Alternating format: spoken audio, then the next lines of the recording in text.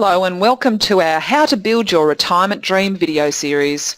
Today's topic is pre-retirement strategies. My name is Michelle Griffiths and I'm the partner of the Investment Advisory and Wealth Division at TAG Financial Services in Melbourne.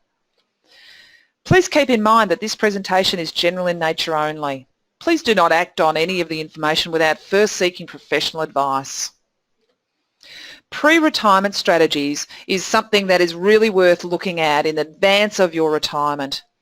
Ideally between 5 to 10 years before your retirement, but it can actually happen even earlier than that. The first thing you want to do, and this is the easiest thing to do, is to maximise your superannuation contributions where you can. Keep in mind the contribution limits that we've actually talked about in one of our other sessions, but by making super contributions on a regular basis, what you're doing is you're using the power of time to actually accumulate your wealth for you. You're also using the benefits of the tax system and the concessions provided to superannuation to help multiply your savings capacity. So that's the advantage of doing super contributions. One of the other things we often talk about and is so important is actually to get your spouse involved.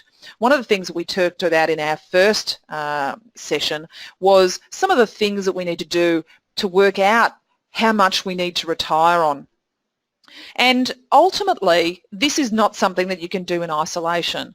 If you have a partner or a significant other, always get them involved. They're going to have a different perspective on what's important to you. They may actually, in some instances, know better than you do about what the important things are in your life, whether it be family, whether it be holidays, whether it be a car of some particular make or model.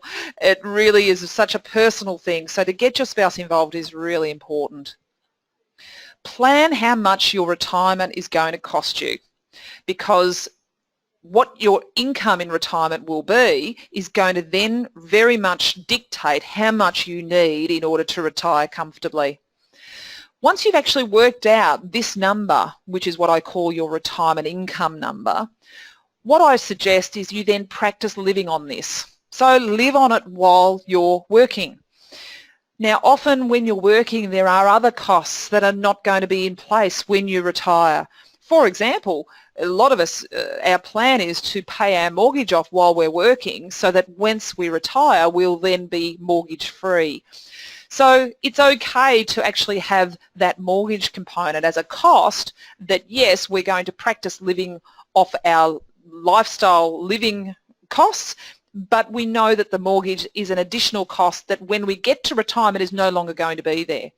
There's other costs that are similar in that respect. So, for example, if you've got teenage children or children that are a school age of any sort, sometimes there might be costs directly associated with those children that are not likely to continue when you retire, whether it be school fees or just general costs of maintaining them. If you've got a teenage boy, as I do, the cost of actually feeding those teenage boys can be quite a significant number. The other thing we want to do is practice and get the salary sacrifice, the balance into superannuation. So as I said, work out what the number is that you think you're going to need to retire on, allow for your mortgage repayments or other costs that you know in retirement are not going to continue. And if there is excess, do something with that excess. Now it might be that you salary sacrifice it into superannuation, it might be that you set up a savings plan, it might be that you actually pay that excess off your mortgage so that your mortgage reduces more quickly. But it's really important to specifically nominate what that excess is and do something positive and proactive with it.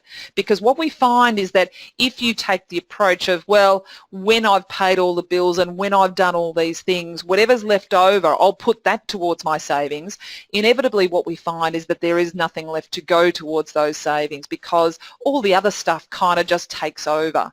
So it's kind of a little bit like budgeting really, in that work out what your number is and make sure that you don't give yourself too much more to waste. Otherwise, this is where we find that there is a lot of what I call financial leakage in most people's worlds, because the excess that should be there doesn't actually go somewhere in particular.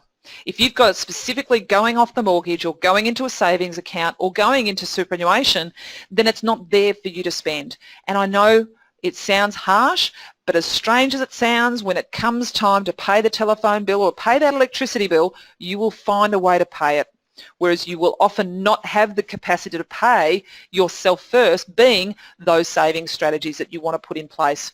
But it's actually really important to test that retirement income number, because the reality is if you practice living on it and you're not able to put those savings away that you think you should be able to, maybe that number that you've come up with as your retirement income, maybe it's not sufficient, or maybe it's too much. So practice living on this, because once you've actually retired, it's going to be too late to say, oh, actually instead of this I need that, and that's an extra $10,000 a year, but that's now going to mean that I'm going to run out of money 10 years earlier, but it's too late for me to go back to work. So make sure that you start doing these things to practice whilst you've still got the capacity to actually do something about it. This is part of you taking control and just not letting retirement be a journey that you're not actually in control of. So don't hesitate to contact us or join our mailing list. You're going to receive TAG tips and updates from time to time, invitations to upcoming webinars and information sessions. Just go to www.tagfinancial.com.au. If you have any specific questions about this video, please don't hesitate to contact me. Thanks for listening, and bye for now.